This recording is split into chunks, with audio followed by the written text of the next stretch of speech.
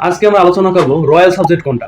তো royal subject বলতে সায়েন্সের যে royal subject physics chemistry math biology এর মধ্যে কোনটা রয়্যাল সাবজেক্ট।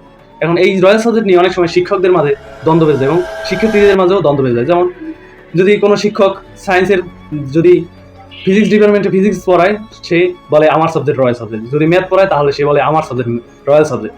তো রয়্যাল তুমি কার? তো এখানে রয়্যাল বলতে রয়্যাল কোন সাবজেক্ট হবে সেটা আমরা এখন খুব সহজে এই দ্বন্দ্বটা ভেঙে দেবো। তো চলো রয়্যাল সাবজেক্ট কোনটা সেটা আমরা জানার চেষ্টা করবো। তো প্রথম খুব উদাহরণের মাধ্যমে দেখতে পারি যে ফিজিক্সের ক্ষেত্রে যদি আমরা ধরি, ফিজিক্সের মাধ্যমে আমরা বিভিন্ন নদী নৌকা, তারপর বৃষ্টি কোন কোনে ছাতা পড়বে, এবং যে E=mc² আইনস্টাইনের, এটাও কিন্তু একটা পারমাণবিক বোমা তৈরি করেছে, এটাও কিন্তু একটা ভালো উদাহরণ ফিজিক্সের। তো এই ক্ষেত্রে বলা যায় ফিজিক্স হচ্ছে রয়্যাল সাবজেক্ট। তো চলো এবার আমরা কেমিস্ট্রিতে চলে যাই।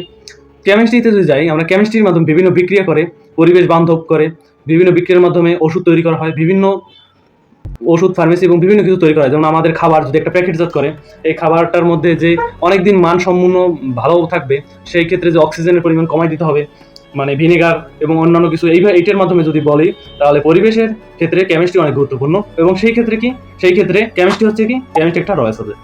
এবার চলো আমরা বায়োলজিতে চলে যাই। তো বায়োলজিতে কি আছে? বায়োলজিতে মানুষের দেহের বিভিন্ন অঙ্গের বিভিন্ন জিনিস সম্পর্কে জানা যায়, হাড্ডি কতটি, এবং মানুষের মানে কখন কি খেতে হবে, কোনটা খেলে ভালো হবে, লিভারের জন্য ভালো কোনটা, বা বিভিন্ন কিছু আমরা জানতে পারি। তো সেই ক্ষেত্রে যদি আমরা বিবেচনা করি তাহলে কিন্তু রয়্যাল সাবজেক্ট বায়োলজি। তো এবার আমরা ম্যাথে চলে যাই।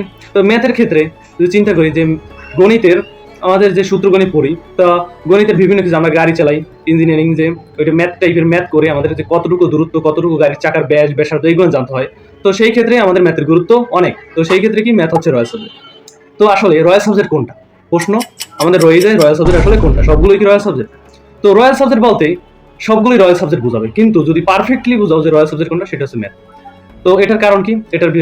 এটার পক্ষে একটা প্রমাণ আছে। প্রমাণ দেখো, ফিজিক্সের যে নদী নৌকা সম্পর্কে আমরা যদি বিবেচনা করি, নদী নৌকার ম্যাথ, তারপরে যে বিভিন্ন যে বৃষ্টি কোন কোনে ছাতা পড়বে, E=mc², বিভিন্ন উদাহরণ আছে ফিজিক্সের, যে আলোর গতিতে কোনো কিছু যেতে পারবে না, যে মহাকাশে যায় ফিজিক্সের মাধ্যমে। তো সব ক্ষেত্রে কিন্তু আমাদের ম্যাথ লাগে, ম্যাথের গণনা লাগে, ম্যাথ ছাড়া কিন্তু চলে না। তারপর যদি কেমিস্ট্রি চিন্তা করি, কেমিস্ট্রিতে ম্যাথ কীভাবে লাগে? তো কেমিস্ট্রিতে বিভিন্ন বিক্রিয়া, বিভিন্ন কিছু যোগ বিয়োগ করতে, বিক্রিয়া সমতা করতে পর্যন্ত আমাদের ম্যাথের দরকার হয়। তো এরপরে আসে বায়োলজি। তো বায়োলজিতে তো লাগে না মনে হয়, কিন্তু না, অবশ্যই লাগে বায়োলজিতে।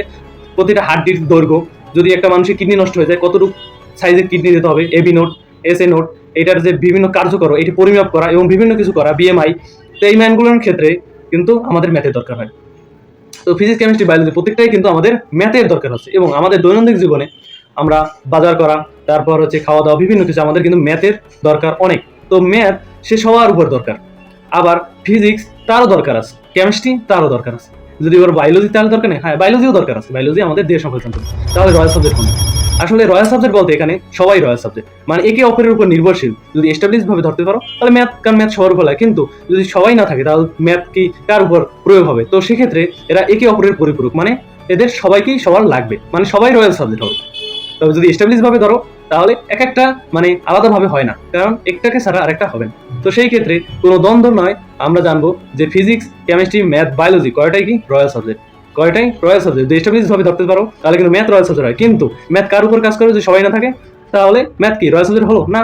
রয়্যাল সাবজেক্ট কি? সে সব সময় লাগবে, সব সময় কাজে লাগবে, সবার উপরে থাকবে। কিন্তু সবাই যদি না থাকে রয়্যাল সাবজেক্ট, সে ম্যাথ একলা কি করবে? তো সেই ক্ষেত্রে তো রয়্যাল সাবজেক্টের সে এটা পাচ্ছে না। তো সেই ক্ষেত্রে রয়্যাল সাবজেক্ট বলতে সবাই রয়্যাল সাবজেক্ট হবে, কিন্তু সবাইকেই থাকতে হবে। সবাইকে থাকলে তখনই রয়্যাল সাবজেক্ট বলা যাবে প্রত্যেকটাকে।